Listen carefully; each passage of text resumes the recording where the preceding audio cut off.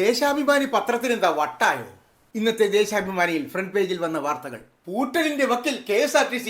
അയ്യോ, കേരളം ഇനി ഇരുട്ടിൽ. ഇന്ന് മുതൽ ലോഡ് ഷെഡിങ് 1 മണിക്കൂർ.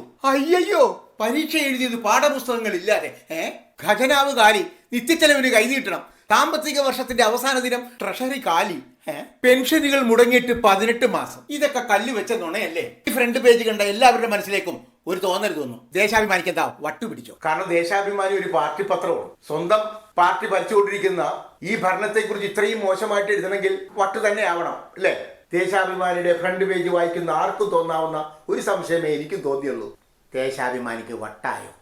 ഈ ഞെട്ടിക്കുന്ന വാർത്തകൾ കണ്ട് വട്ടായി പെട്ടെന്ന് പ്രതികരിച്ച ആളുകൾ ഉണ്ടാകാം. അവർ ചിലപ്പോൾ ദേശാഭിമാനിയുടെ ഓഫീസിലേക്ക് ചീത്ത വിളിച്ചു കാണും. എന്തുവാണ് ഇത് തോന്നിയ അവസ്ഥയിൽ വെച്ചേക്കണമെന്നുള്ളത്, അല്ലേ? പക്ഷേ ക്ഷമയുള്ള ആളുകൾക്ക് കാര്യം മനസ്സിലാവും. ഇനി നമുക്ക് രണ്ടാമത്തെ പേജിലേക്കൊന്ന് പോകാം.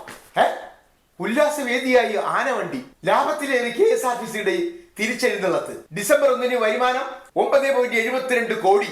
എല്ലാ ഡിപ്പോകളും ലാഭത്തിൽ. പുതുശോഭയിൽ പുതുവിദ്യാഭ്യാസം. 111 പുതിയ സ്കൂൾ കെട്ടിടങ്ങൾ കൂടി പൂർത്തിയായി. പവർ കട്ടില്ലാത്ത 10 വർഷങ്ങൾ. കേരളത്തിൽ വെളിച്ച വിപ്ലവം. ആഭ്യന്തര ഉത്പാദനത്തിൽ റെക്കോർഡ്. കലക്കി. അപ്പൊ ഇന്നു മുതൽ ലോഡ് ഷെഡിങ് എന്ന് പറഞ്ഞു പറ്റിച്ചതാണല്ലേ? ചരിത്രത്തിലാദ്യം പാഠപുസ്തകങ്ങൾ സ്കൂൾ തുറക്കും മുമ്പേ ജീവനക്കാരുടെ ക്ഷേമം ഉറപ്പാക്കി സർക്കാർ.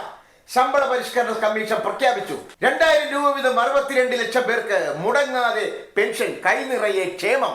വികസനത്തിന് ഇന്ധനമായി ഗെയിൽ. ഏറ്റവും കൂടുതൽ ചെലവഴിച്ച സംസ്ഥാനം കേരളം. ദേശീയപാതാ വികസനം പൂർണ്ണതയിലേക്ക്. അപ്പൊ സത്യത്തില് രണ്ടാമത്തെ പേജാണ് കറക്റ്റ്. ആദ്യത്തെ പേജ് ജനങ്ങളെ ഒന്ന് മണ്ടന്മാരാക്കി. എന്തായാലും കൊള്ളാം കേട്ടോ. ഇത് ഒരു ചാണക്യ ബുദ്ധിയാണ്. കാരണം ഫ്രണ്ട് പേജിൽ കംപ്ലീറ്റും മൈനസ്. പക്ഷെ യഥാർത്ഥ സംഭവങ്ങൾ അങ്ങനെയല്ല എന്ന് കാണിച്ചുകൊണ്ട് നമ്മുടെ ദേശാഭിമാനി ഇന്ന് ഞെട്ടിച്ചു എന്ന് പറഞ്ഞാൽ ഇത് ഭയങ്കര ഞെട്ടിക്കലായിപ്പോയി. കാരണം ഒരു സ്വന്തം പാർട്ടി പത്രം ആ പാർട്ടിയെ കുറിച്ച് ഇങ്ങനെയൊക്കെ മോശം എഴുതുവോ എന്ന് ആരാണെങ്കിലും ചിന്തിച്ചു. ഇങ്ങനെ എഴുതിയതിനു ശേഷം ആ രണ്ടാമത്തെ പേജിൽ സത്യസന്ധമായ വാർത്ത കൊടുത്തപ്പോഴാണ് ദേശാഭിമാനി ഇത് നമ്മുടെ സ്വന്തം ദേശാഭിമാനിയായത്. അപ്പൊ ഇത് കണ്ടപ്പോൾ ഒന്ന് എനിക്ക് സത്യം പറയാമെങ്കിൽ ഈ ദേശാഭിമാനി ഈ കാണിച്ച ഈ ചാണക്യ ബുദ്ധി, ഇതിനൊരു നമ്മളൊരു അഭിനന്ദനം കൊടുക്കണ്ടേ? അപ്പോൾ ഇതിന്റെ ബുദ്ധി ആരുടെ തലയിൽ നിന്ന് വന്നതാണ്, അല്ലെങ്കിൽ കുറെ ആളുകളുടെ തലയിൽ നിന്ന് വന്നതാണോ, ആരുടെ തലകളിൽ നിന്ന് വന്നതാണെങ്കിലും ഈ ഒരു ഐഡിയക്ക് ഹരിശ്രീ യൂസഫ് എന്ന് പറഞ്ഞ ഈ കൊച്ചു കലാരന്റെ ബിഗ് സല്യൂട്ട് ദേശാഭിമാനി. പിണറായി വിജയൻ സഖാവേ, ഇങ്ങനെ പോയാൽ ഇനി ഒരു വരവും കൂടി വരേണ്ടി വരും.